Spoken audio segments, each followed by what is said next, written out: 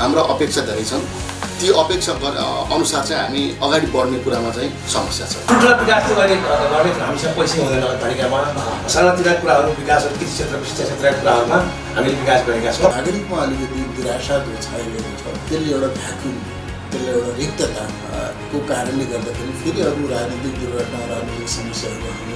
र तपाईँ इतिहास हेर्नु पर्यो कि नेपाली कङ्ग्रेसले मात्रै यस्तो पार्टी हो जसले नेपालका सबै खालका सङ्कटहरूलाई एउटा राम्रो निष्कर्ष दिएको छ। अब उहाँले जे गतिविधि गरिराख्नु भएको छ त्यो चाहिँ अब झुटको खेती हो कि भन्ने शङ्का छ होइन। अब सहमति र सहभागितामा हामी पनि हातैमालो गर्न चाहन्छौँ। विद्रोही भूमिका होइन कि हरेक यसले बनाएको नगर सरकारले बनाएको बजेटहरूमा कानुन बनाउन 3 वर्षसम्म कानुन बनाउन नसकेको चाहिँ राज्यले अब कसरी यसको समाधान गर्ला भन्ने हामीलाई विश्वास छ। हामी जनताको बीचबाटै यो तल भुइँमै बसेर काम गरिरहेको कार्यकर्ता भएको हिसाबले हाम्रो अनुहारलाई यहाँका आम जनसमुदायले एउटा प्रिय सामाजिक कार्यकर्ताको रूपमा लिनुभएको छ।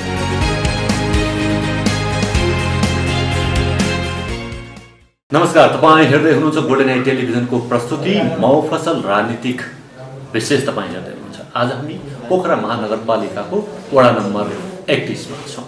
वडा नम्बर 31 मा के हुँदैछ विकासका कुराहरू। चुनाव अघि थुप्रै कुराहरू भए।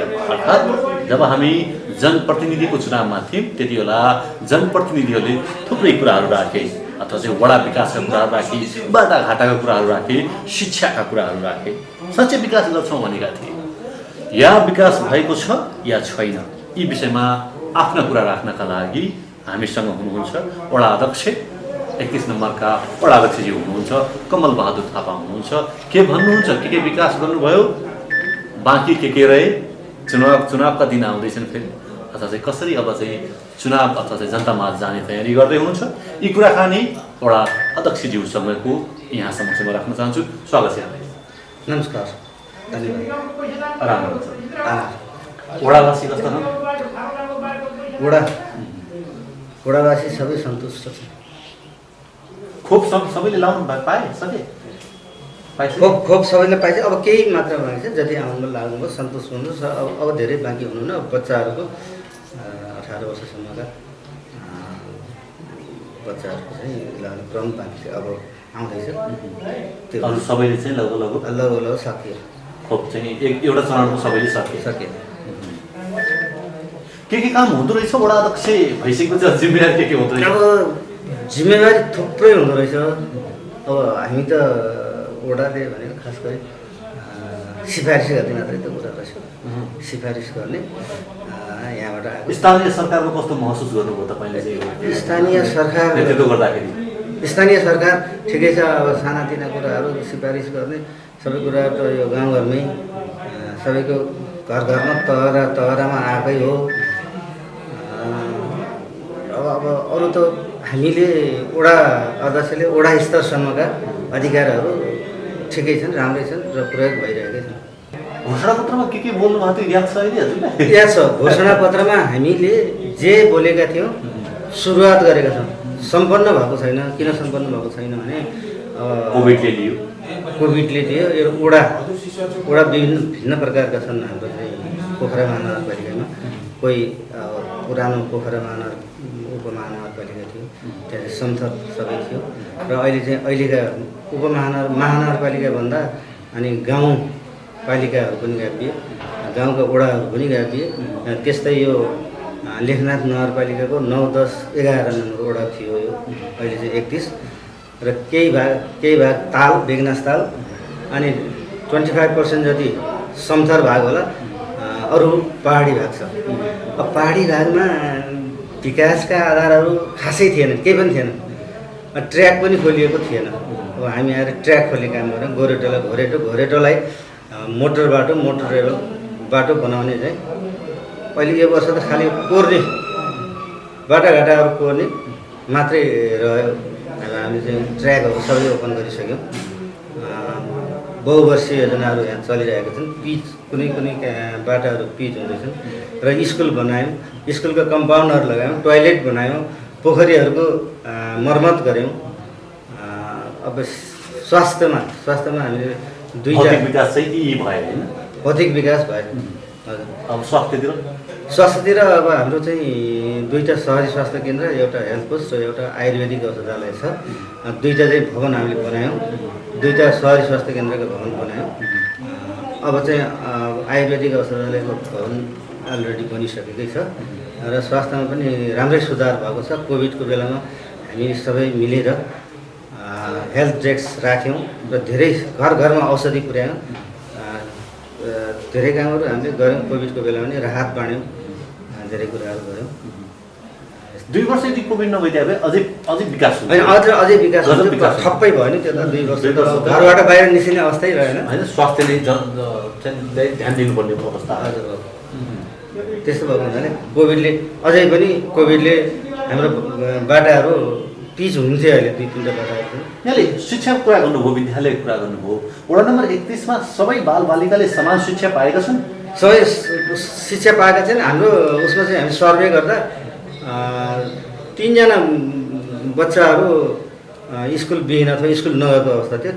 उहाँहरूलाई पनि हामीले स्कुलमा व्यवस्था गऱ्यौँ। अब स्कुल नजाने बच्चाहरू कोही छैनन् र चाहिँ अब हामी 2टा माध्यमिक विद्यालयहरू छन्। एउटा माध्यमिक विद्यालय हामीले 18 महिना कृषि तालिम सञ्चालन गरिरहेका छौँ। आनन्द ज्योति मावि भन्ने माथि बेगनासमा छ, कृषि पढाइ भइरहेको छ। एउटा अमरसिद्ध मावि यता पचवैयामा छ, त्यहाँ राम्रै छ शिक्षा पनि विकास भएको छ। अब खानेपानी कुरा गरौँ। सबैलाई चाहिँ खानेपानी व्यवस्था छ चाहिँ सबैले पाएका छन् कि अभाव छ, के छ अवस्था? अब खानेपानी त हामी स्थानीय मूलहरूलाई चाहिँ संरक्षण गरेका छौँ। स्थानीय मूलहरू पनि खानेपानी भइरहेको छ। त्यसपछि हाम्रो एउटा सहरी खानेपानी छ र चाहिँ त्यो लिफ्टिङ खानेपानी योजना हो। सहरी सहलगानी खानेपानी भन्ने छ, त्यो लिफ्टिङ हो। हामी स्याङखुरी खोलाबाट हामी चाहिँ माथि लिफ्टिङ गरेर 600 धारा वितरण गर्ने अभियान छ र त्यो लगभग 90% सिद्धिसकेको छ। त्यसबाट अब सबैले घरमा धारा छ, 600 धारा वितरण हुनेछ र त्यो अन्डरग्राउन्ड पानी भएको हुनाले त्यो खालि त्यो सिधै धाराबाट खान मिल्ने छ, मिनरल वाटर जस्तै। त्यति राम्रो पानी वितरण गर्दैछौँ हामीले। अब अन्तिम चरणमा पुगेको छ। यो बजेटको लडाइँ तपाईँको महानगरपालिकासँग हुन्छ? महानगरपालिकासँग अब हामीले वडामा चाहिने बजेट माग गरेका हुन्छौँ। महानगरपालिकाले जति आयो त्यो अनुसार विकास हुने त हो नि। त्यो नै हो, तर समानान्तर पोखराका वडाहरूलाई पनि त्यति नै, यहाँ पहाडी वडाहरूलाई पनि त्यति नै वितरण गरिएको छ। त्यसमा अब सन्तुष्ट असन्तुष्ट भन्ने कुरा पहाडमा अलि धेरै पैसा चाहिने हो, खर्च हुने नै हो। समथरमा पोखरामा अलिकति कम हुने हो, तर पनि एकरूपता छ। हामी विरोध गरेका छैनौँ। विकासका लागि चाहिँ सबै समथर ठाउँ नभएका हुनाले त्यो अलि पहाडी इलाकामा अलिक बढी खर्च चाहिँ महानगरले हेर्दै आयो अझै सहज हुन्छ। अझ सहज हुन्थ्यो। अलि बजेट थोरै पुग्यो र हाम्रो कार्यकालमा खालि पूर्वाधार मात्रै गर्न सकियो। कुनै काहीँ 2-4वटा काम बाहेक फिनिसिङ गर्न सकेको छैन। अब बाटोहरू पनि ल्यापटप कालोपत्रे गर्नुपर्ने अवस्था हुन्थ्यो। कालोपत्रे गर्ने पैसा त धेरै नै हुँदो रहेछ। ट्र्याक खनेर ग्राभेल गरेर नालासहित गरेर तयार बनाएको छ। अब अर्को कार्यकालमा त्यसलाई चाहिँ कालोपत्रे गर्ने अवस्थामा पुर्याएको छ। बेगनास ताललाई चाहिँ झन् थप आकर्षक गर्नको लागि केही गर्नु भएको छ? अब बेगनास ताललाई थुप्रै आकर्षण गर्ने कुराहरू ल्याएका थियौँ र यहाँ लगानीकर्ताहरू पनि आउनुभएको छ। वाटर स्पोर्टका कुराहरू पनि लिएर आउनुभएको छ। तर यो कानुन कता खै कानुनले नदिने हो अथवा माथिल्लो निकायले नदिने हो। फेवातालमा जति हेरिएको छ बेगनास तालमा त्यति हेरिएको छैन। अहिले भनौँ भने हाम्रो माछापुच्छ्रे कुमारी हिमाल भनिन्छ नि, त्यस्तै बेगनास ताल विकासको कुनै पनि पूर्वाधार नपरेको कुमारी ताल भएको छ। केही चाहिँ त्यसमा चाहिँ बजेट परेको छैन। कहिले अब हजुरले नै यस्तो भनेपछि अध्यक्षज्यूले चाहिँ एउटा होइन सरकारको नेतृत्व गरेका मान्छेले यस्तो भनेपछि अरूले कसरी सक्छन्? अब यसो माथिल्लो निकायले हामीले हेरेछौँ होइन। माथिल्लो निकाय माग गरेका छौँ। जो चाहिँ लगानीकर्ताहरू आउनुभएको छ वाटर स्पोर्ट काम गर्नु, हामी धरहरा बनाउँछ के बनाउनु। तर माथिल्लो निकाय हामीभन्दा माथिल्लो निकाय महानगरपालिका त्यहाँभन्दा प्रदेशसँग हो। अब सुनवाई नै नभएपछि कानुन कता छ, तालमा के गर्न पाउने नपाउने थाहा छैन होइन। कसको अधीनमा बेगनास ताल हो, वन हो, सिँचाइ हो या को हो, अन्यलमा छ होइन। होइन। अब हामी चाहिँ वाटर स्पोर्ट पुऱ्याएर गर्छौँ, हामी चाहिँ अब बोटहरू चलाउँछौँ भनेर आउनुहुन्छ स्वीकृति लिन। अब ओडाले माथि पठाउने हो, माथिबाट केही पनि सुनवाई भएको छैन। त्यसैले यो बेगनास्थल सम्भावना असाध्यै ठुलो सम्भावना भएको हुनाले पनि ओझेलमा पर्यो कानुनका कारण त्यो चाहिँ नफुकाइदिएर अब नफुकाइदिएर अथवा सहज नबनाएर ध्यान चाहिँ अब फेवाताल केन्द्रित सकिन लागिसक्यो, पुरियो, केन्द्रित उतै हुनु पऱ्यो। अब बेगनास्थल केही पनि भएको छैन, कतैबाट बिग्रिएको छैन। त्यसैले त्यो स्थिर छ, जस्ताको तस्तै छ, सफा छ। अनि रूपाताल पनि केही भाग 31 नम्बरमा पर्छ र रूपातालमा अहिले चाहिँ ड्याम बाँधेर रूपाताललाई बढाउने काम भएको छ। मुआवजा बाँडिसकियो र चाहिँ ठुलो त्यो फाँट रूपातालको फाँट अब डुगान क्षेत्रमा पर्दैछ र त्यो बाँध भन्ने खन्ने जग खन्ने काम पनि हिजोदेखि सुरु भएको छ। त्यसैले रूपातालको त्यो संरक्षण कसको जिम्मेवारी हो? वडा नम्बर 31 अब त्यो स्थानीय सरकार अथवा महानगरपालिका अथवा प्रदेश सरकारलाई जिम्मा दिने होला। पछि सकिएपछि निर्माण काम सम्पन्न भएपछि स्थानीय सरकार वा अथवा माथिल्लो सरकारलाई बुझाउने होला। निर्माणको लागि चाहिँ निर्माणको नाम 31 खटिया छ होइन, निर्माण त ठेक्का भएको छ, माथि केन्द्रबाट पैसा परेको छ। त्यसमा केन्द्रको बजेट आएको छ। केन्द्रको बजेट आएको छ। ठिक छ, यी भौतिक कुराकानी रहे। अब कुरा गरौँ यहाँका चाहिँ विकासको कुरा। म यहाँको जनचेतनाको कुरा गर्न चाहन्छु। के छ यहाँको चाहिँ महिलाको विकास कसरी हुँदैछ यो वडामा, वडा नम्बर 31 मा? महिलाको विकास अब हामी सिपमूलक तालिम चाहिँ गराइरहेका छौँ। अब यो सिलाइ बुनाइ हामी गुडिया बनाउने तालिम बेला बेलामा गरिरहेका छौँ। अवेरनेसको तालिम पनि हामी चाहिँ गरिरहेका छौँ महिलाहरू सचेत बनाउनको लागि। अब पहिलाभन्दा धेरै सचेत हुनुहुन्छ र चाहिँ धेरै हदसम्म हामी यो छुवाछुटबाट पनि हामी टाढा छुवाछुटको चाहिँ पनि हामीले चाहिँ निमिट्यान्न पार्ने अवस्थामा छौँ। अब अहिले चाहिँ कोही चाहिँ छिटो हाल्ने अवस्था छैन, सबैको घरमा जान्छौँ, हामी पनि खान्छौँ। म त्यो विषयमा एकैछिन पछि आउनेछु अध्यक्षज्यू। मलाई यो बताइदिनुहोस् कि जस्तै सिलाइ कटाइ हामी सधैँ दिन्छौँ होइन, अन्य वडामा पनि यो कुरा उठाएको कि सिलाइ कटाइ यो प्रभावकारी हुन्छ कि हुँदैन? अथवा चाहिँ सिलाइ कटाइ हामी तपाईँले लगानी गर्नुभयो त राज्यले लगानी गर्यो, त्यसपछि चाहिँ राज्यले चाहिँ ट्याक्स दिने ती दिदीबहिनीहरू बन्छन् कि बन्दैनन् भन्ने कुरा रह्यो कि? हो, त्यो कुरा अवश्य नै हो। अब के छ भने छोटो सिलाइ कटाइ बनाइ 1 महिनाको 15 दिनको त्यसरी हुँदो रहेछ। 6 महिना कम्तीमा 6 महिना उहाँले पोख्त बनाएर एकदम व्यापारिक उत्पादन व्यावसायिक उत्पादन गर्ने हिसाबले राज्यको सम्पत्ति अथवा राज्यको उता लागेको छ नि त गर्नुपर्ने छ। अब सामान्य त इनिसियल रूपमा सिलाइ काटेर रुमाल सुमाल काट्ने यताउति गर्ने त्यो हुनुपर्छ। त्यो उहाँलाई अझ माथि लगाएर कम्तीमा 6 महिनाको ट्रेनिङ दिनुपर्छ र दिँदैछौँ हामी। अनि राजनीतिक सामाजिक अभियन्ताहरू कति छन्? महिलाहरू कति सक्रिय छन्? महिलाहरू त सक्रिय हुनुहुन्छ। अब त्यो राज्यले नै गरेको छ। प्रत्येक वडामा 2 जना महिला अनिवार्य चाहिँ सदस्य हुनुहुन्छ। उहाँहरूले पनि धेरै चाहिँ काम गर्नुभएको छ र चाहिँ अरू अन्य महिलाहरू टोलमा विभाजन गरेर महिला समूह आमा समूह गठन सचेत गराउने कार्यक्रम दिएर कानुनी कुराहरूदेखि लिएर सबै तालिमहरू चाहिँ दिएका छन्। जस्तै विकासका कार्यहरूमा चाहिँ टोल विकास संस्थाका अध्यक्षहरू, महिला अध्यक्षहरू होइन, आमा समूहका अध्यक्षहरू, अन्य पार्टीका अध्यक्षहरूलाई चाहिँ साथमा लानु भएको छ?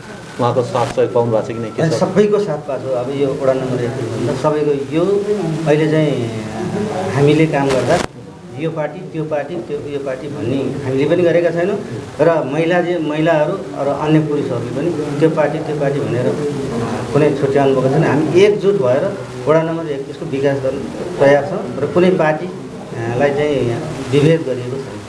सबैलाई समेटेर लानु भएको छ विकासका कार्यमा? सबैलाई समेटेर लगिएको छ।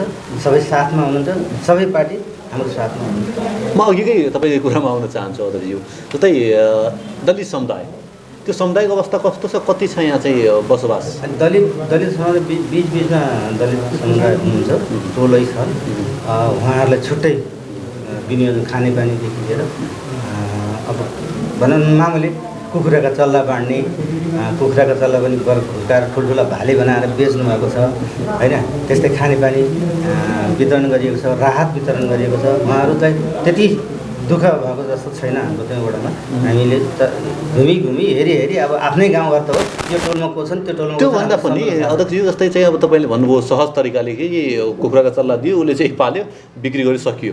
त्योभन्दा पनि सिप त उहाँसँगै छँदैछ, त्यही सिपलाई चाहिँ विकासका लागि चाहिँ उहाँलाई चाहिँ जनचेतना जगाइदिने, तपाईँकै सिप ठिक हो भन्ने किसिमको गरिदियो भने त त्यसले झन् सहज हुन्थ्यो नि त। त्यसले राज्यलाई चाहिँ एउटा चाहिँ राम्रो उत्पादन होइन, अथवा चाहिँ भोलि एउटा सिलाइ सेन्टर राखेर चाहिँ राम्रो गार्मेन्टै खोल्यो भने त्यो त हामीलाई पनि राजस्व उठ्यो अथवा चाहिँ ट्याक्स उठ्थ्यो, त्यस्तातिर लाग्यो हुन्थ्यो। त्यतातिर लागे हुन्छ, त्यतातिर लाग्ने नै हो।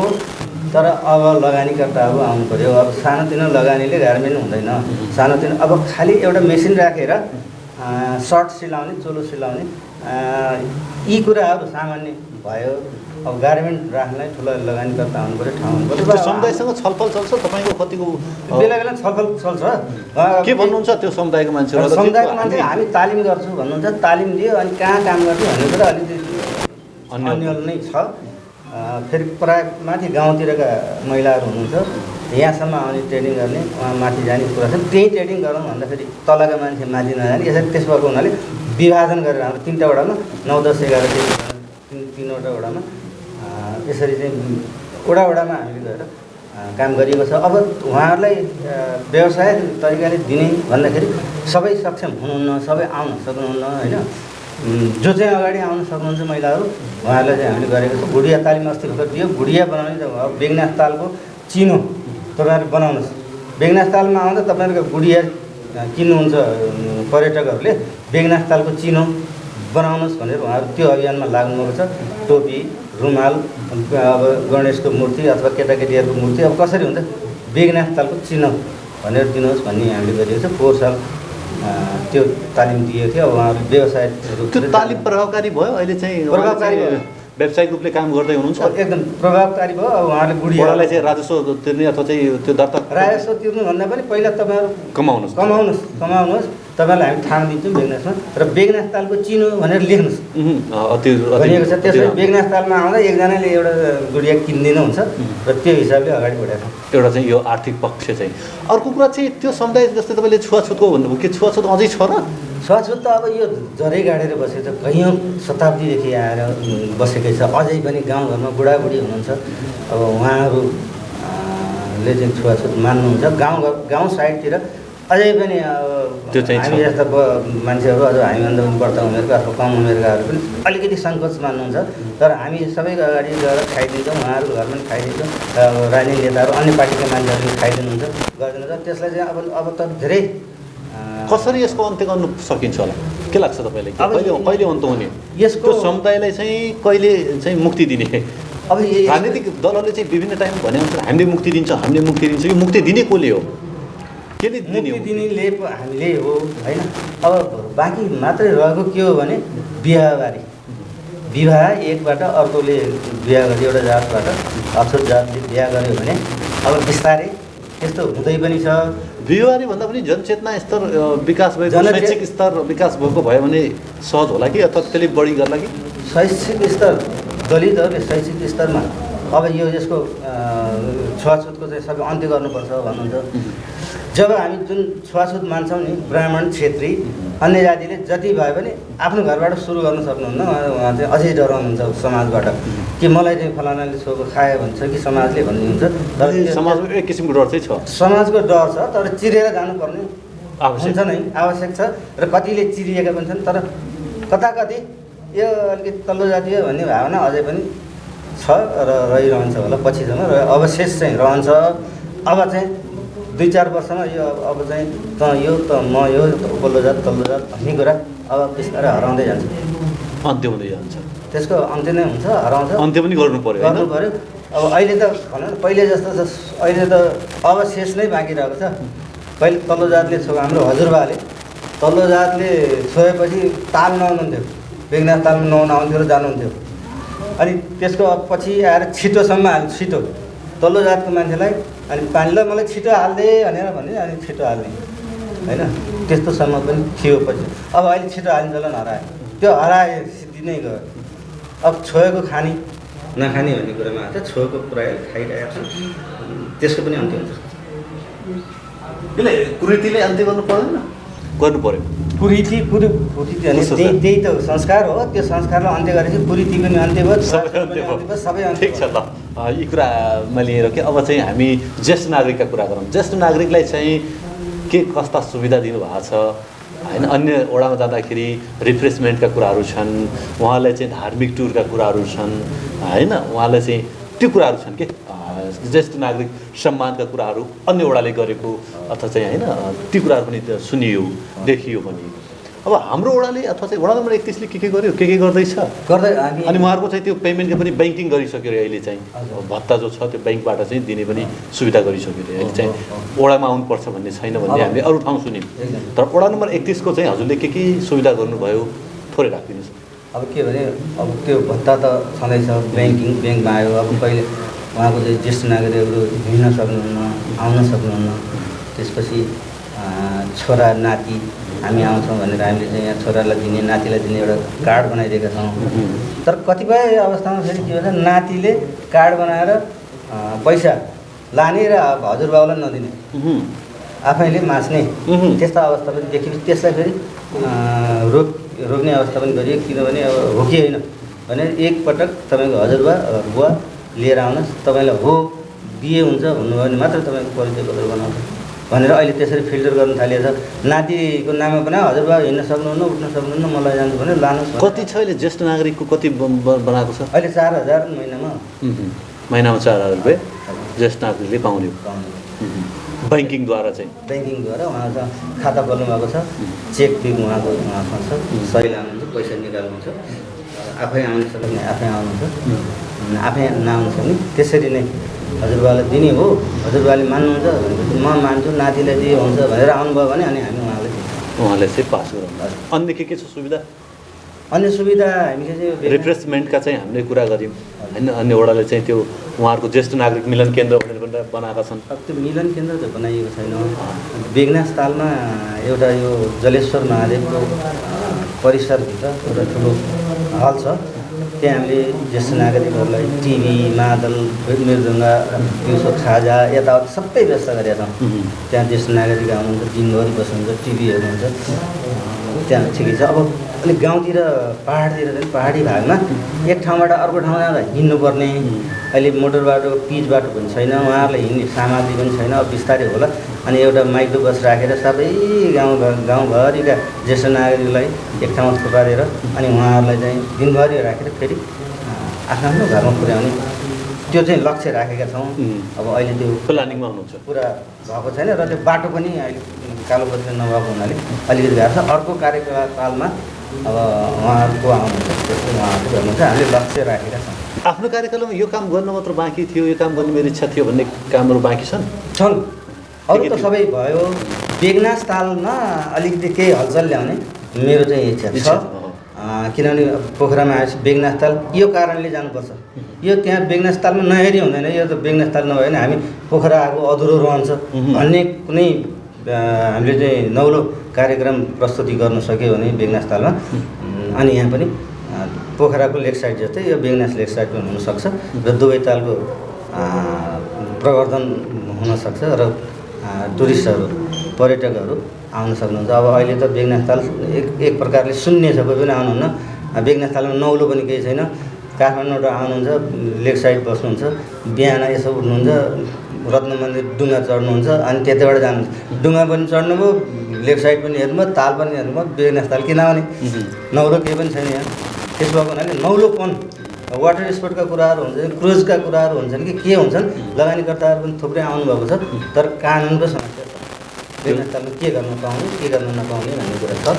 अब जनताको घरमा जाने समय अझै आइसक्यो। अब यहाँको इच्छा आकाङ्क्षा कहाँ छ अथवा चाहिँ जनताले कहाँ देख्ने?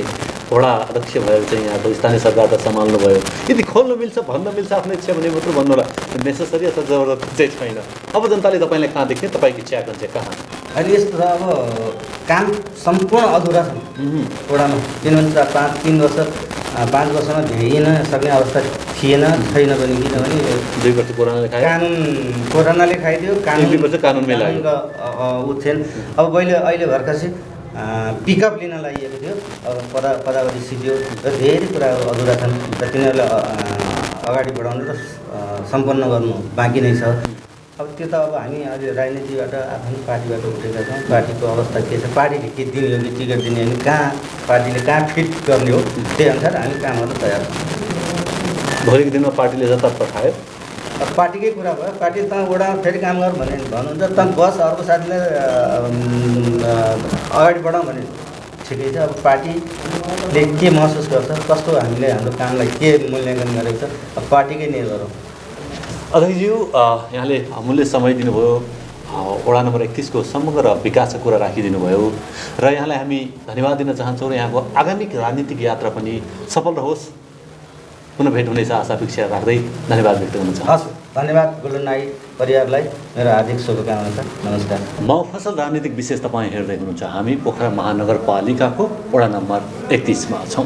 राजनीति कसरी अगाडि बढ्दैछ यी विषयमा कुराकानी राख्नका लागि मसँग हुनुहुन्छ तरुण दल काशीका सदस्य हुनुहुन्छ विक्रम गुरुङ हुनुहुन्छ, युवा नेता हुनुहुन्छ। के भन्नुहुन्छ युवाको भविष्य के छ राजनीतिमा, यी कुराकानी उहाँकै मुखारबिन्दबाट। स्वागत छ यहाँलाई। धन्यवाद। आराम हुनुहुन्छ? कता कता व्यस्त हुनुहुन्छ? अलिअलि काम धन्दा व्यवसायमा। राजनीतिमा कतिको सक्रिय हुनुहुन्छ? राजनीतिमा आफूले गर्न सक्ने जति छु। विशेष गरी इकाइमा वडा नम्बर 31 को नेपाली काङ्ग्रेसले गर्नुपर्ने ठाउँहरू, हरेक कार्यक्रमहरू, हरेक योजनादेखि लिएर म आफूले भ्याएसम्म आबद्ध रहेर काम गरिरहेको छु। पछिल्लो समय नेपाली काङ्ग्रेसमा युवा नेता देख्न पाइन्ला छ। यो के हो? युवालाई तान्न खोज्या हो कि युवालाई अवसर दिनु खोज्या हो कि के हो? कसरी बुझ्ने? अब कि युवा आफै अग्र आयो हुन त चाहिँ हामी अब आउनुपर्छ भन्ने हो? अब युवा आउनुपर्छ भन्ने मान्यता सबैले देशैभरि तपाईँको नेपाली काङ्ग्रेसमा युवा अगाडि बढ्नुपर्छ। अब नयाँ सोच र नयाँ जोसका साथ नेपाली काङ्ग्रेस पार्टीलाई चाहिँ नयाँ ढङ्गले चलाउनुपर्छ भन्ने बजारमा भएका हल्लाहरू र यिनीहरूलाई जोडेर होइन युवाले नै के गर्न सक्छ अब भन्ने खालका मेरो पनि त्यो विचार भएको कारणले गर्दा म वडा नम्बर 31 को इकाइमा हरेक कार्यक्रममा सक्रिय हुँदै आएको र नेपाली काङ्ग्रेस पार्टीलाई बलियो ढङ्गले लानुपर्छ है, नयाँ विचार बोकेर भन्ने हिसाबले चाहिँ राजनीतिमा छिरेको पनि छु। र अब गएको प्रदेश महाधिवेशन प्रतिनिधिमा पनि म प्रतिस्पर्धी नै थिएँ र झिनो मतले विजय हुन सकिनँ। र मलाई यो राजनीति गरिरहँदा राजनीतिले मलाई केही कुराहरू सिकायो र सिक्ने मौका पाएँ। जस्तै राजनीति कसरी गर्दाखेरि ठिक हुँदो रहेछ र राजनीति गर्दा के कुराहरूमा ध्यान दिनुपर्ने रहेछ। र मलाई एउटा कुरा भन्नुहोस् तपाईँसँग, किनभने युवा भावना पनि सायद मेरो तपाईँसँग बढी चाहिँ मिल्दैछ जस्तो लाग्दैछ, ट्युनिङ पनि हुन्छ नि। राजनीति केका लागि गर्छन् मलाई यो अलिक प्रश्न पारिदिनु। राजनीति मेरो हिसाबमा र मैले गरेको राजनीति हो भने कुनै एउटा पार्टीमा आबद्ध भइसकेपछि त्यो पार्टीको मान्छे र त्यो पार्टीका व्यक्तिहरू चाहिँ यस्ता खाले हुन्छ नै। र हामीले चाहिँ कुनै पनि ठाउँमा गएर चाहिँ राजनीति गरिरहँदा कुनै पनि व्यक्ति अथवा जिल्ला स्तरका केन्द्र स्तरका नेताहरूलाई फलानु ठाउँमा यस्तो छ, यो तरिकाले चाहिँ हामीले गर्नुपर्छ है, नेपाली काङ्ग्रेस पार्टीले पनि यो ठाउँमा चाहिँ केही सहयोगहरू ल्याउन सकिन्छ अथवा सहयोगको भावनाहरू देखाउन सकिन्छ, सामाजिक कामहरूमा अगाडि बढ्न सकिन्छ। भोलि राजनीति गरेर केही ठुलो कुराहरू सोचेको छैन। मैले अहिले प्रदेश प्रतिनिधि लडिरहँदा पनि मलाई मन्त्री बन्नु छैन, मलाई ठुलो चाहिँ केही बन्नु छैन। एउटा तपाईँको सतह लेभलबाट जिल्ला स्तरको नेता अथवा केन्द्र स्तरको नेताहरूलाई म एउटा डोरी बनेर म्यासेज लगाएर कुनै पनि कुराहरू सतह स्थानीय तहसम्म ल्याएर चाहिँ विकासका लागि जनताका पक्षमा होइन, जनताको पक्षमा बोलिदिने होइन, सुशासनका कुराहरू होइन, यसका लागि यो राजनीति गरिने, त्यसकै लागि राजनीति हो मैले गरेको जस्तो लाग्छ मलाई। नै तपाईँले गर्नुभयो, तर मेरो सन्दर्भमा मैले भन्नु खोजेको के हो भने यसो हेर्ने हो भने राजनीति अहिले त कतिपयलाई त यो पेसा पनि भएको छ, स्वीकार्नुहुन्छ? सेवा हो नि राजनीति त। सेवा, राजनीति एउटा सेवालाई नै पेसाका रूपमा कहिले स्वीकार्नुहुन्छ कि नै? कतिपय नेताहरूले चाहिँ तपाईँले नबनाउनु भएको होला, तर कतिपयले त्यो भएको छ कि पेसै बनाइदिए त्यसले। त्यो भयो होला किनभने पेसा तपाईँको एउटा होला, राजनीतिक सेवा हो अथवा चाहिँ हो राजनीति सेवा।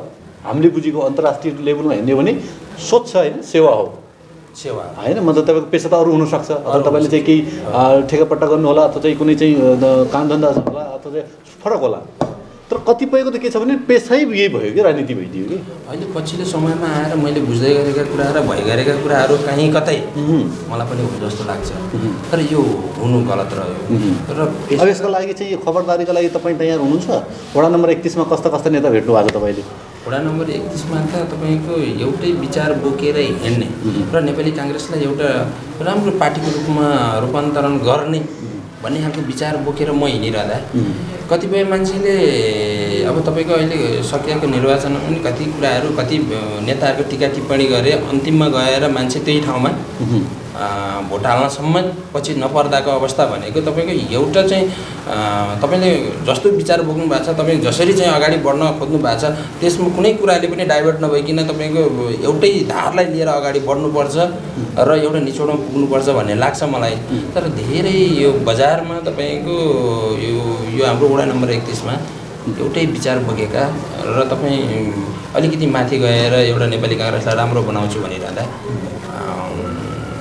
खैर म आफू विक्रम गुरुङले चाहिँ गर्न खोजेका कुराहरू होइन यो चाहिँ अलिकति डिफ्रेन्ट तरिकाले गयो यसलाई चाहिँ कसरी चाहिँ माथि पुर्याउने होला भन्ने विचार भन्दा पनि यो माथि गयो अब यसले हामीलाई तल पेल्ने भयो भन्ने खालका चाहिँ यस्ता खालका क्रियाकलापहरू पार्टीभित्र यो छ तपाईँको चाहिँ वडा नम्बर 31 मा भएका नेपाली काङ्ग्रेसका जति पनि कार्यकर्ता छन् त्यो भित्र यो व्याप्त छ यो विचार रहेको पाउनुभयो तपाईँले अब सबैसँग राम्रो बन्न गाह्रो हुँदो रहेछ र मलाई कुनै कुरा मनपर्छ भने त्यो तपाईँलाई मन नपर्न सक्ला र अर्को थर्ड पर्सनलाई पनि मन नपर्न सक्ला त्यो सबै कुरालाई सबै व्यक्तिलाई समेटेर लाँदा अलिकति चाहिँ गाह्रो चाहिँ महसुस चाहिँ मलाई लाग्यो अहिले म चुनाव लडिरहँदा पनि मैले त्यो गरेँ हेर्दा राम्रो देखिन्छ बोल्दा मिठो बोल्छ र उसले गर्न खोजेको आन्तरिक व्यवहार के हो भन्ने कुरा बुझ्न नसकिने त्यसै कारणले काङ्ग्रेस चाहिँ पछाडि परेको वडा नम्बर 31 को हकमा हो र हाम्रो समग्र आगामी दिनमा चाहिँ के हुन्छ अब तपाईँ जस्तो युवा नेता चाहिँ हुनुहुन्छ यही के अरे वडा नम्बर 31 ले जन्माएको छ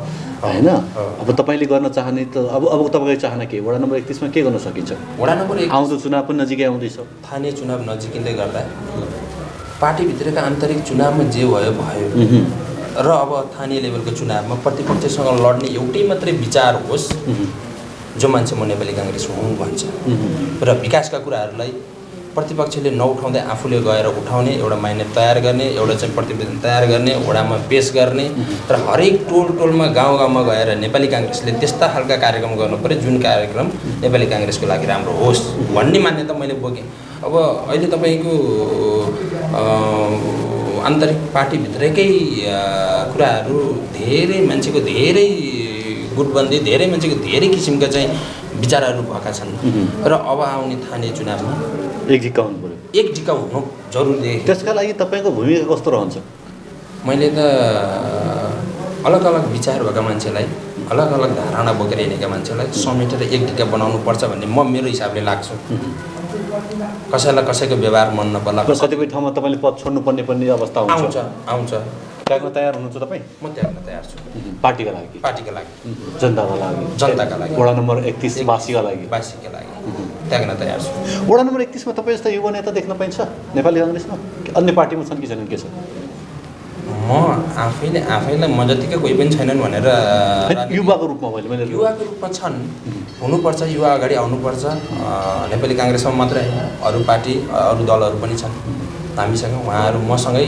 सहकार्य गरेर अगाडि आउनुपर्छ र उहाँहरूले पनि राजनीतिमा अगाडि आफ्नो हात बढाउनुपर्छ जस्तो मैले एउटा पार्टीबाट नेतृत्व गरेँ भने अरू पार्टीबाट पनि यसरी नै युवा आएर एउटा कुरा चाहिँ ठोस आफ्नो स्थानीय लेभलमा विकास गर्नुपर्छ है भनेर हामी पाँचैवटा पार्टी एक ठाउँमा गएर एउटै ढिका भएर कुरा गऱ्यौँ भने त्यसको लागि असम्भव भनेको कुरा वडा नम्बर 31 मा केही पनि छैन जस्तो लाग्छ मलाई विक्रमजी धेरै धेरै धन्यवाद दिन चाहन्छु सकारात्मक कुराका लागि यो विचार राखिदिनु भयो आगामी राजनीतिक यात्रा तपाईँको सफल रहोस् यो शुभकामना पनि व्यक्त गर्न चाहन्छु thank you so much thank you म्याक्सको म्याक्सिमम अफर म्याक्स नेट टिभीमा 150 भन्दा बढी एचडी च्यानलहरू हाई स्पिड इन्टरनेट 100 MBPS सम्मको सुविधा अब 7 प्रदेशमा अबको connection Max net solutions Max TV जडानको लागि सम्पर्क गर्नुहोला Max digital TV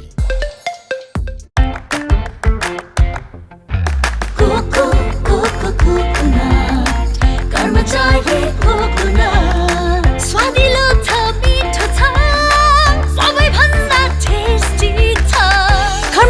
Cocoa, the most delicious coconut biscuits.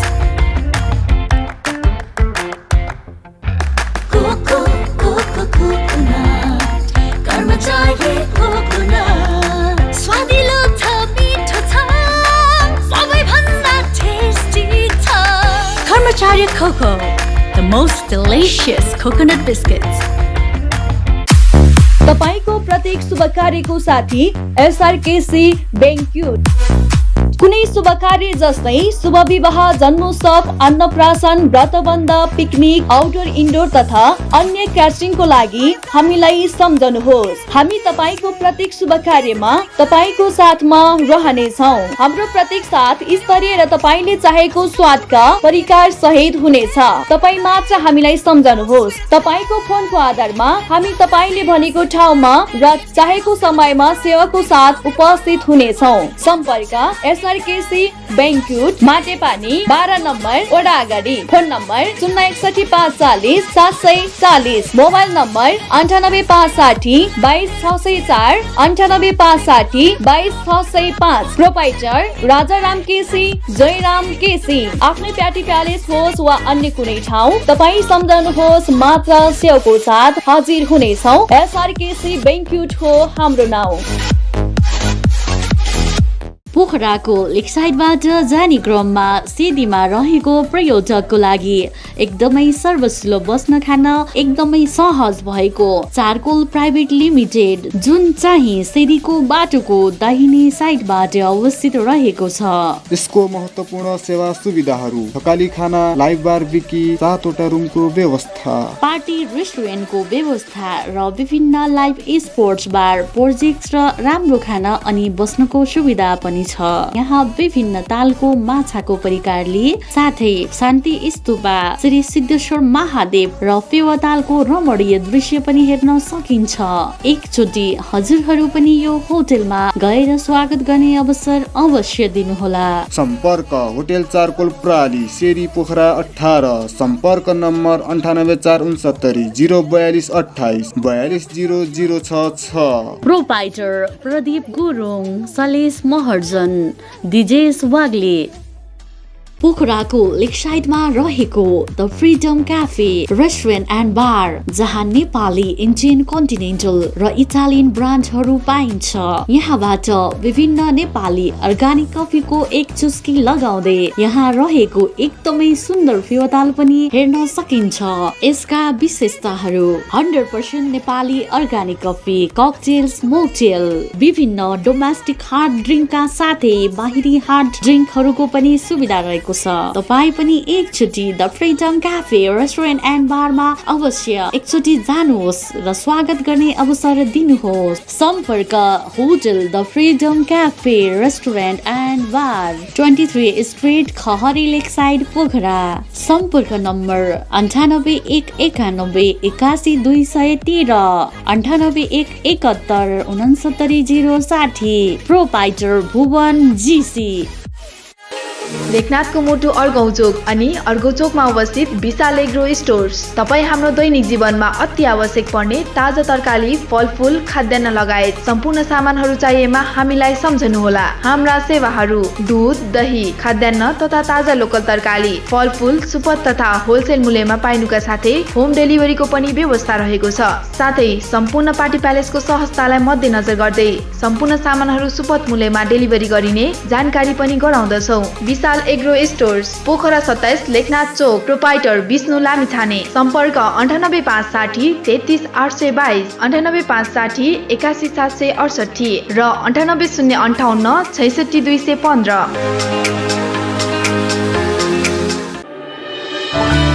के तपाईँ नयाँ घर बनाउँदै हुनुहुन्छ? यदि हुनुहुन्छ भने ढुक्क भएर एडी ट्रेडर्सलाई सम्झिनुहोस्। हामी तपाईँलाई गुणस्तरीय सामान उपलब्ध गराउनेछौँ। हाम्रा सेवाहरू: टोयलेट तथा बाथरुमका लागि आवश्यक सामानहरू जस्तै कमोड, धारा, बेसिन, पाइपहरू, घर बनाउँदा आवश्यक पर्ने सम्पूर्ण हार्डवेयरका सामानहरू पाइनुका साथै प्लम्बर पनि उपलब्ध गराइन्छ। सम्पर्क AD traders, Pokhara 10 Ram Bazar Kalika Chowk. Phone number 061 432 551 98 161 83 577 98 460 35 282। Proprietor Hari Dulal. पोखराको मुटु सिर्जना चोकमा अत्याधुनिक पर्वत शर्मा अटो वर्कशप तथा कार वाशमा तपाईँ सबैलाई स्वागत गर्न चाहन्छौँ। हाम्रा सेवाहरू टायर रिपेयरिङ नयाँ तथा पुरानो उपलब्ध छ। बाइक तथा स्कुटर सर्भिसिङ, कार वाशका साथै रफिङ र पोलिसिङ पनि गरिन्छ। अनुभवी मिस्त्रीद्वारा सर्भिसिङ तथा सफाई गरिन्छ। मोबिल तथा पार्ट्सहरू सुपथ मूल्यमा पाइन्छ। सम्पर्क ठेगाना पर्वत शर्मा अटो वर्कशप तथा कार वाश, सिर्जना चोक पोखरा। 40 साइकलको ठिक अगाडि। सम्पर्क नम्बर भुवनन्द बस्याल 9806 13506, मधुसूदन बस्याल 9806 70481, बालकृष्ण बस्याल 9851 81437। कृपया एक पटक सेवा गर्ने मौका दिनुहोस्। आजको लगानी भविष्यको सुनिश्चितता, सुन्दर अनि आकर्षक व्यक्तित्व देखिनका लागि रेखा सुन चाँदी पसल। हाम्रा सेवाहरू रानीहार, मिनिहार, सिक्री, चोकर, छड्के तिलहरी, कण्ठगेडी, नौगेडी, कटारे गेडी, फुलगेडी, चन्द्रहार, हमले माला, बीज बन्दा, सिरफुल, चन्द्रमा क्लिप, औँठी, कर्की बिया, औँठी बेरुवा, औँठी छापा, कुसे औँठी, पाउजु, बिच्छी कङ्गन, चुरा, बाला, हात्ती पुच्छर बाला, ठुला साना पञ्चरत्न, तिलहरी, जन्तर, पेङ्लिङ, साथै तयारी सुनका आकर्षक गहनाहरू, चाँदीका गर गहना तथा सामानहरू अर्डर अनुसारको गर गहना, राशि अनुसारको बहुमूल्य रत्न पत्थरहरू चाहिएमा हामीलाई सम्झनुहोस्। रेखा सुन चाँदी पसल, Bagar 1 Pokhara. Phone number 061 536 452 98 041 35 504। Proprietor Amrit Gahatraj. पोखराको मुटु चिप्लेढुङ्गामा अवस्थित Himalayan garden market Chipledhunga Nepali Congress party कार्यालय सँगै हाम्रा सुविधाहरू: निशुल्क पार्किङको व्यवस्था, बाल उद्यानको सुविधा, बाबु नानीहरू खेल्नका लागि फराकिलो र सुरक्षित स्थान, झरना, प्राकृतिक मनोरम दृश्यको अवलोकनको लागि विशेष सुविधा, सस्तो र सुलभ मूल्यमा गुणस्तरीय वस्तुहरूको उपलब्धता, खाजा र मनोरञ्जनको लागि शान्त, सफा र सुरक्षित स्थानको उपलब्धता, व्यवसाय साथै सभ्य र उत्कृष्ट व्यवहारको पहिचान। हिमालयन गार्डन मार्केट उत्कृष्ट स्थान। सीमित सटरहरू मात्र बाँकी रहेकाले इच्छुकहरूले तुरुन्तै सम्पर्क गर्नुहोला। सम्पर्क Himalayan garden market, Chipledhunga 4 Pokhara Kaski. Mobile number 98 460 32 154। पोखराकै सबैभन्दा सस्तो राम्रो गुणस्तरीय सामानहरूका लागि सम्झनुहोस् बिग सेल सिद्धार्थ चोकमा बम्पर सेल चलिरहेको छ।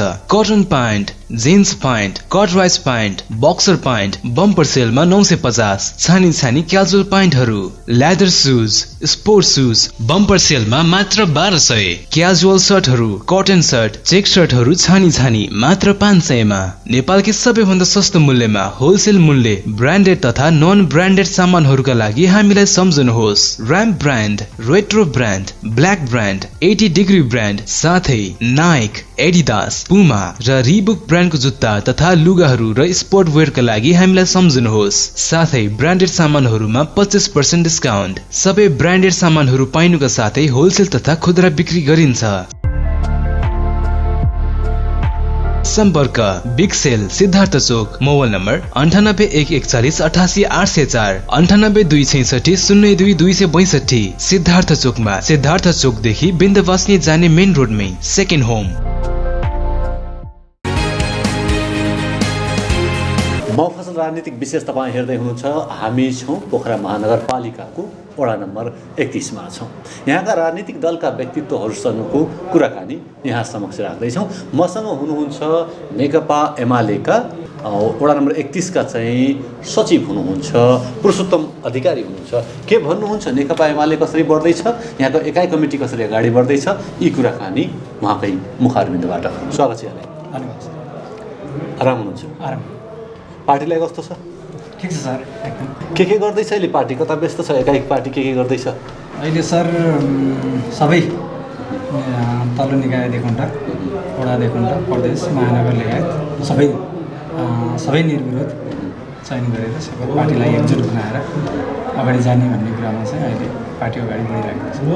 स्थानीय सरकार पनि हाम्रै छ होइन र? हजुर हजुर 31 नम्बर वडामा के विकास गर्यो? राम्रै छ सर अहिलेसम्म, तर जति सरकारले एउटा निष्पक्ष जनताका आँखाले हेरेर भनिदिनुहोस् न।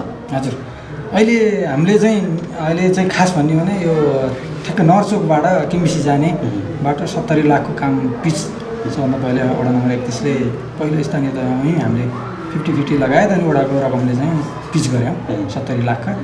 अनि विभिन्न धेरै नै 31 नम्बर एकदम ठुलो नि अलिकति समथर भएको र पहाडी इलाका भएको हुनाले अलिक विकास गर्नलाई चाहिँ अलिक कठिनाइ भएको अवस्था छ सर।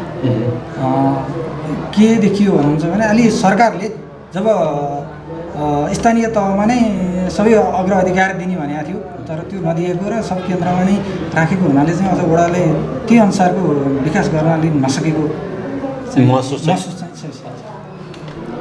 निष्पक्ष ढङ्गले कुरा गर्ने हो भने त्यो चाहिँ महसुस चाहिँ अझै कमी कमजोरी छ। स्थानीय सरकारको कमी कमजोरी केलाउन मिल्छ? के पाउनु भयो?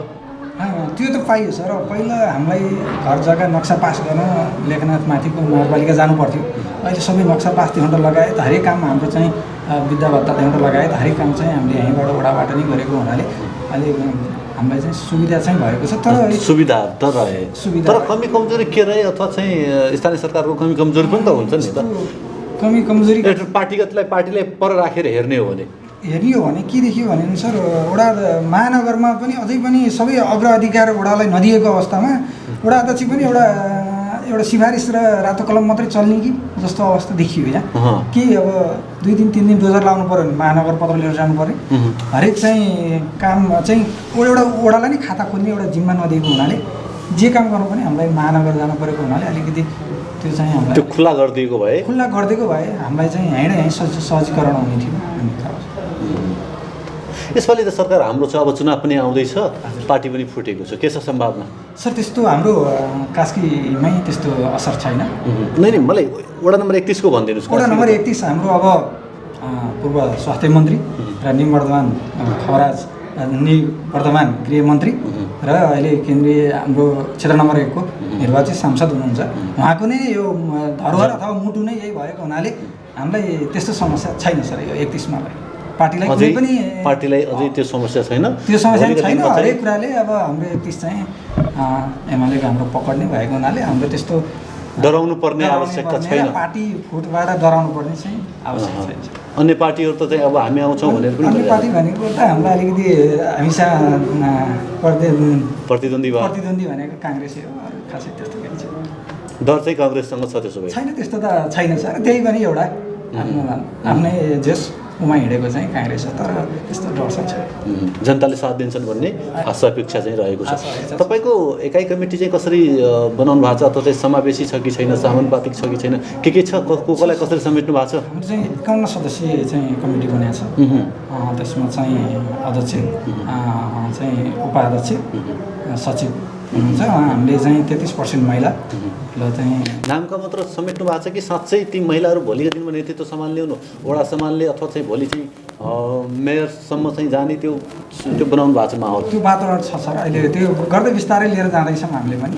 महिलाहरूलाई पनि अग्रसर बनाउँदै हरेक कार्यक्रममा पनि अगाडि बढाउँदै र हरेक चाहिँ उपभोक्ता समितिहरूमा पनि इन्भल्भ गराएर अहिले चाहिँ सक्रिय र जनचेतना कार्यक्रमदेखि वडाले गरेको छ सर। अहिले चाहिँ पहिलाको भन्दा अहिले चाहिँ केही नै। अघि एउटा प्रसङ्गमा कुरा गरेको थिएँ मैले चाहिँ विभिन्न आमा समूहका अध्यक्षहरूसँग कुरा गर्दाखेरि हामी त सरसफाइ अभियान मात्रमा सीमित भयौँ भन्ने कुराकानी छ नि त। यहाँका चाहिँ अध्यक्षज्यूहरूको यहाँका चाहिँ आमा समूहका अध्यक्षले त्यो कुरा राखे कि उहाँहरू चाहिँ त्यति सरसफाइ मात्र गर्ने हो कि उहाँलाई चाहिँ पार्टीगत हिसाबमा पनि तपाईँहरूले चाहिँ समेटेर उहाँलाई भोलि चाहिँ एउटा होइन चेयरमा बसाउन सक्ने एउटा पदमा चाहिँ राख्न सकिने अवस्था हुन्छ? होइन, तपाईँले भनेको ठिक हो सर। अहिले के भइरहेछ भने हाम्रो जनचेतना भइकन पनि मान्छेले बरु नबुझेको मान्छेले चाहिँ बरु भन्यो उसले चाहिँ सरसफाइमा अगाडि बढ्यो, तर यहाँ जानेरै चाहिँ अलिक फोहोर गर्ने बाटोमा बढ्यो। अनि हामीले त्यही अहिले महिला आमा समूहहरू टोल सुधारलाई नै सरसफाइ कार्यक्रम क्लबलाई गराइरहेको अवस्था नै छ।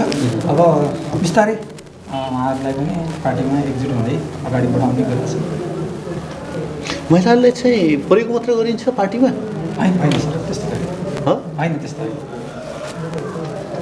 विकास निर्माण देखाउनका लगायत पार्टीका चाहिँ कमिटीहरूमा पनि हाम्रो चाहिँ 33% महिला अध्यक्ष किन दिइन्न त तपाईँको पार्टीको मात्र होइन अन्य पार्टीको कुरा पनि छ यो चाहिँ 33% भन्यो ठ्याक्कै राखिदियो कोषाध्यक्षभन्दा माथि जान नदिने अनि त्यो माहौल किन हुन्छ भने सर यहाँभन्दा अगाडि पनि हाम्रो सावित्री भण्डारी हुनुहुन्छ उहाँ जिल्ला समन्वय समितिको प्रमुख पनि हुनुहुन्छ यहाँ 5 जनामा 1 जना निर्वाचित भएर त्यहाँ जानुभएको छ महिलाहरू पनि त्यहाँ माथि पुग्नुभएको एक हात दुई हात इक्जाम्पल दिनलाई होइन सर त्यो होइन बिस्तारै त्यसलाई चाहिँ अगाडि बढाउँदै गइरहेको राजनीति केका लागि तपाईँले सुरुवात गर्नुभयो राजनीति सर हाम्रो देश राजनीति नै भनेको पावर भनेकै राजनीति रहेछ राजनीति गर्न लागि चाहिँ केही गर्न नसकिने हाम्रो देशको राजनीति त्यस्तो बढेको हुनाले नै अहिले के गर्नलाई र के अगाडि बढ्नलाई राजनीति के गर्नलाई विकास देउन्टा लगायत हरेक चाहिँ क्रियाकलाप अगाडि बढाउनलाई चाहिँ एउटा पार्टीमा चाहिँ इन्भल्भ हुनै पर्ने रहेछ त्यही पनि गौरवशाली नेकपा एमाले हाम्रो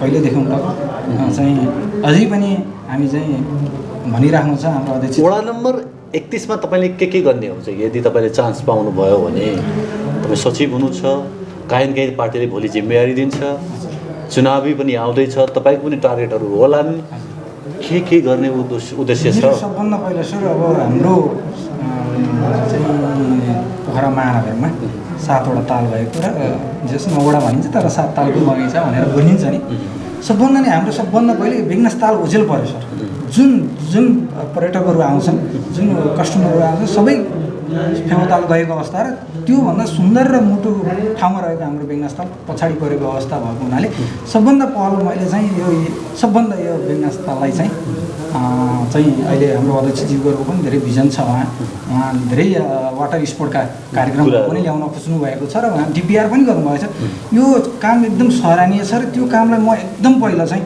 अगाडि बढाउन चाहन्छु यही बेगनास्थल विकास भयो भने हाम्रो 31 नम्बर विकास हुन्छ जस्तो लाग्छ अध्यक्षसँग कुरा हुँदाखेरि उहाँले के भन्नु भने दलित अहिले पनि यहाँ यो कुनै कुनै ठाउँमा चाहिँ छुवाछुत अझै छ भने यो समुदायप्रति यो समुदायले कसरी चाहिँ मुक्ति दिन सकिन्छ र यो समुदायलाई चाहिँ समान अधिकार कहिले दिने होइन सर त्यस्तो त छैन अहिलेको अवस्थामा छैन अलिकति कुनै गाउँमा अहिले पनि छ भनेर चाहिँ छन् तर वडा अध्यक्षज्यूले नै बोल्नु भएको छ यही कार्यक्रममा भन्नुभयो होला तर त्यस्तो सर अहिले हामीले उहाँहरू यसरी एकजुट भएर बसेको त दलित बस्ती भनेर त भनिन्छ तर हामीले चाहिँ त्यस्तो अब दुर्व्यवहार यस्तो हो गरे मतलब त्यसलाई चाहिँ कसरी चाहिँ उहाँलाई चाहिँ अधिकार सम्पन्न बनाउने भन्ने मात्र हो यो मेरो प्रश्न के हो भने अधिकार सम्पन्न कसरी बनाउने उहाँलाई पनि अन्य सरह नै हो हामी सबै बराबर हो भन्ने चाहिँ तपाईँको पार्टीले त्यो सोच्छ कि सोच्दैन तपाईँले ती कदमहरू चाल्नुहुन्छ कि चाल्नु हुँदैन कसरी उहाँलाई चाहिँ छ सर त्यो चाहिँ छ अहिले हामीले देखाउन दलित कोटाहरू हरेक कोटाहरू पनि छन् उहाँहरूलाई अब स्कुलमा कसरी चाहिँ निःशुल्क पढाउने होइन कसरी चाहिँ स्कलरसिपमा व्यवस्था गर्ने हाम्रो पार्टीले त्यो गरेको छ सर अब बिस्तारै त्यो निर्भर हुँदैछ ज्येष्ठ नागरिकका हिसाबमा के छ ज्येष्ठ नागरिकको हिसाबमा ठिक छ पार्टीमा ठाउँ राख्नु भएको छ कि ठाउँमा ज्येष्ठ बुढाहरूकै पार्टी हो भन्नु पनि बेर लाग्दैन के छ खास कुरा हामीले चाहिँ ज्येष्ठ नागरिक बनाएका छौँ चाहिँ नेकपा एमालेको ज्येष्ठ नागरिक सल्लाहकार लगायत हरेक गरेको छौँ र अब नेकपा एमाले नै अब वृद्ध भत्ता दिने हो अहिले सानो बुढाबुढीको राहत चाहिँ वृद्ध भत्ताले गरेको छ नेकपा एमाले चाहिँ यो सराहनीय सबभन्दा ठुलो र मलाई गौरव लाग्छ धेरै धेरै धन्यवाद दिन चाहन्छु सचिवज्यू आफ्नो कुरा राखिदिनु भयो र यहाँको आगामी राजनीतिक यात्रा पनि सफल होस् यो शुभकामना व्यक्त गर्न चाहन्छु धन्यवाद सर हजुर यो गोल्डन टेलिभिजनले यहाँ आएर बोल्ने मौका दिनुभयो उहाँहरूलाई पनि धेरै धेरै धन्यवाद दिँदै मफसल राजनीतिक विशेष तपाईँ हेर्दै हुनुहुन्छ हामी पोखरा महानगरपालिकाको वडा नम्बर 31 मा छौँ वडा नम्बर 31 का नेपाली काङ्ग्रेस एकाइ समितिका चाहिँ सचिवज्यूसँगको कुराकानी राख्न चाहन्छु के भन्नुहुन्छ नेपाली काङ्ग्रेस अब वडामा के गर्दैछ आगामी दिनमा पार्टीलाई कसरी अगाडि बढाउँछ यी कुराकानी उहाँकै मुखारबिन्दबाट स्वागत छ धन्यवाद आराम हुनुहुन्छ आरामै पार्टीलाई कस्तो छ पार्टीलाई पनि हामी यो 14औं महाधिवेशनको दौरानमा निर्वाचन सम्पन्न भइसकेको छ वडा इकाइदेखि लिएर क्षेत्र जिल्ला र केन्द्रसम्मको निर्वाचन सम्पन्न भइसकेको छ र मत परिणाम पनि लगभग आइसकेको छ केन्द्रको सभापतिज्यूको पनि निर्वाचित भइसक्नु भएको छ आदरणीय नेता शेरबहादुर देउवाज्यू पुनः निर्वाचित भइसक्नु भएको छ भने आज महामन्त्रीको मतगणना भइरहेको छ यति बेला त्यो चासोको विषय पनि छ। यति बेला अग्रभागमा हामीले अपेक्षा गरेका दुईटा नेताहरू जुन नेपाली काङ्ग्रेसका कार्यकर्ताले मात्रै नभइकन जनताले पनि अत्याधिक रुचाउनु भएका नेताहरू गगन कुमार थापा र विश्वप्रकाश शर्माले यति बेला अत्यन्तै अग्रता लिएर अगाडि बढ्नु भएको छ। उहाँप्रति हामी आशावादी छौँ। पार्टी यसै नै दौडिरहेको छ। अहिलेको समय हेर्ने हो भने ठ्याक्कै पार्टी को आन्तरिक जो यो अधिवेशन छ त्यसको चिन्तामा बढी हुनुहुन्छ। को आउने को जाने होइन, को जित्छ भन्ने एउटा उत्सुकता पनि आफूले चाहेको नेता होइन त्यो किसिमको एउटा चाहिँ अब यो आफूले चाहेको भन्दा पनि जनताले चाहेको। देशले राजनीतिक अस्थिरता भोग्दै आएको धेरै भइसक्यो। हामीले जब बुझ्दै आयौँ राजनीतिक दल टुक्रिने प्रक्रिया, जोड्ने प्रक्रिया, यो अस्थिरता, यो विदेशी शक्तिहरूको एउटा खेलले हाम्रो देश सधैँ भुमरीमा रुमलिरह्यो। यो अस्थिरतालाई स्थिर बनाउन र देशमै एउटा परिवर्तन ल्याउनको लागि जुन आम नेपाली जनताले चाहेको परिवर्तन र विकासको पक्षमा हामी अगाडि उभिन चाहन्छौँ। यही उभ्याइमा नेपाली काङ्ग्रेसले के गर्दैछ, कसो गर्दैछ भनेर आम जनताको चासो पनि हो। त्यसैले यो पार्टीको आन्तरिक चासो भन्दा पनि समग्र राष्ट्रप्रतिकै चासो। अति मिठो। वडा नम्बर 31मा के छ त? पार्टी के गर्दैछ त? वडा नम्बर 31मा हामीले अधिवेशन सम्पन्न गऱ्यौँ। सभापतिमा महेश पौडेल निर्वाचित हुनुभयो। हामी पार्टीहरूसँग समन्वय गर्दै, वडा कार्यालयसँग पनि समन्वय गर्दै हामी विकासका क्रियाकलाप र यहाँका समस्यामा समाधान गर्न त्योतर्फ हामी तल्लीन नै छौँ। त्योमा लागि परेकै छौँ र लागिरहन्छौँ। स्थानीय सरकारको अनुभव कस्तो रह्यो अथवा चाहिँ उहाँहरूका काम कारबाहीहरू पार्टीको दिशामा कतिको मन पर्यो र एउटा जनताको आँखाले हेर्ने हो भने कतिको मन पराउनु भयो? अब यो कुरामा धेरै लामो समय पछाडि स्थानीय सरकार जनताले पाए। यो आइसके पछाडि आएका जनप्रतिनिधिहरूलाई नै एउटा कुरो आफ्नो काम कर्तव्य र अधिकारप्रति कन्फ्युज रह्यो, अन्यलता रह्यो। उहाँहरू पनि एउटा सिकाएको बाटोमै रहनुभयो र रहँदै गर्दा उहाँहरूलाई एउटा पार्टीलाई एउटा सत्तामा पुगिसके पछाडि हामीले नै भनेको हुनुपर्छ भन्ने खालको दम्ब जहाँ पनि देखिन्छ त्यो केही न केही यहाँ पनि देखिन्छ। त्यो देखिसके पछाडि हामी खबरदारी गरिरहेका छौँ, बडा चलिरहेकै छ। यसको मतलब चित्त बुझाइहरू कतिपय ठाउँमा चाहिँ रहेको छैन अथवा चाहिँ कतिपय ठाउँमा चाहिँ फेरि वडा अथवा स्थानीय सरकारले चाहिँ गर्नुपर्ने कामहरू यो विषय सही ढङ्गले यो विषयमा सरले असाध्यै मिठो प्रश्न गर्नुभयो। म यो विषयमा सरले प्रश्न गर्दा गर्दा म भावुक पनि छु। किनकि विश्वमै एउटा पर्यटकीय देश नेपाल जुन घुम्नै पर्ने देशको सूचीमा टप 10 देशभित्र नेपाललाई राखेको छ। त्यो देशभित्रको पनि पर्यटकीय नगरी पोखरा। त्यो पर्यटकीय नगरी पोखरामा रहेका सौन्दर्य तालहरूमध्येको दोस्रो ठुलो ताल बेगनास ताल हामीले जानेकै छौँ। यो ताल समग्र 31 नम्बर वडाभित्रै पर्छ। हाम्रो यहाँबाट हेर्दै गर्दा हिमालका दृश्यहरू सुन्दर बेगनास ताल जसको सौन्दर्यता अहिले पनि कतै भाँचिकुचिएको छैन, कहीँ पनि बिग्रिएको छैन। यत्रो ठुलो सम्पत्ति भएको हाम्रो वडा बेगनासकोट, बेगनास गाउँ जहाँ पर्यटकीय असाध्यै ठुलो सम्भावना छ। यद्यपि हामीले यो गाउँलाई कहिले पनि विकास गर्न सकेनौँ र हाम्रो सम्पत्तिलाई कस्तुरीले जसरी मृगले जसरी कस्तुरी खोज्दै हिँड्छ भनिन्छ त्यसरी नै हामीले खोज्दै अन्त हिँड्यौँ र हामीले यो आफ्नै सम्पत्तिलाई चिन्न नसकेर हो या अब यसको हामीले यो प्रति हामीले यसलाई सदुपयोग गर्न नसकेर हो। अब यो कुरामा हामी समग्र राजनीतिक दलहरू र सम्पूर्ण वडा नगर नै यो प्रति जिम्मेवार रहनुपर्छ भन्ने मलाई लाग्छ। हाम्रो एउटा सिस्टम छैन जस्तै चाहिँ एउटा घरमा हेर्ने हो भने आफूले नजानेका कुराहरू ठुल्दाइलाई सोध्ने, ठुल्दाइले पनि एउटा चाहिँ सुझाव सल्लाह दिने ल यो बाटो जानुपर्छ भन्ने। त्यो यो पार्टीमा चाहिँ यसो हुँदैन अथवा चाहिँ नेपाली काङ्ग्रेस त जेठो पार्टी पनि हो होइन त जेठो पार्टीले चाहिँ सुझाव सल्लाह दिने अनि सत्तामा जे जस्तो भए तापनि र भाइका हिसाबमा पनि अन्य पार्टीले यो कुराहरू चाहिँ सोध्न आउने यो परिचलन छैन कि बसाउन नसकिया हो? यो संस्कार हुनैपर्छ। यो पछिल्लो समय युवाहरूको चाहना, समग्र जनताको चाहना पनि यही हो। राजनीतिक दलहरू चुनावमा जे जसरी रहे पनि तर सबैको ध्येय विकास हुनुपर्छ, समुन्नत हुनुपर्छ। जबसम्म विकास हुन्छ, समुन्नत, त्यस पछाडि समृद्धि हुँदै जान्छ, त्यस पछाडि समग्र जनताको जीवन विकासमा पनि वृद्धि हुँदै जान्छ, यसले फड्को मार्दै जान्छ। हाम्रो राजनीति भनेको समाजसेवा हो, तर कतिपय ठाउँमा यही कुरा नबुझ्दिनाले यसले पनि समस्या लिएको मैले मान्छु।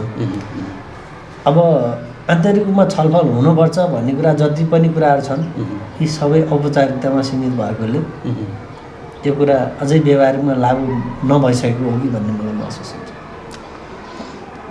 आगामी दिनमा तपाईँको पार्टी आयो भने त्यो गर्न सक्छ अथवा जनताले चाहिँ माया गरेर विश्वास गरेर दियो पार्टीलाई, सत्तामा फेरि दियो ल स्थानीय सरकारमा भने पछि तपाईँले त्यो सबै समग्र पार्टीलाई चाहिँ मिलाएर लान सक्नुहुन्छ अथवा चाहिँ कि यही दोहोरिन्छ? तपाईँको पालामा यस्तो गर्नु, हाम्रो पालामा यस्तो भन्ने हुन्छ? अब के हुन्छ? अब हिजो हाम्रो हजुरबाले जे गर्नुभयो, बाले त्यही गर्नुभयो। बाले जे गर्नुभयो त्यो हामीले गर्नुपर्छ भन्ने छैन। संस्कार बसाल्ने सुरुवात हामीलेबाट गर्न सकिन्छ।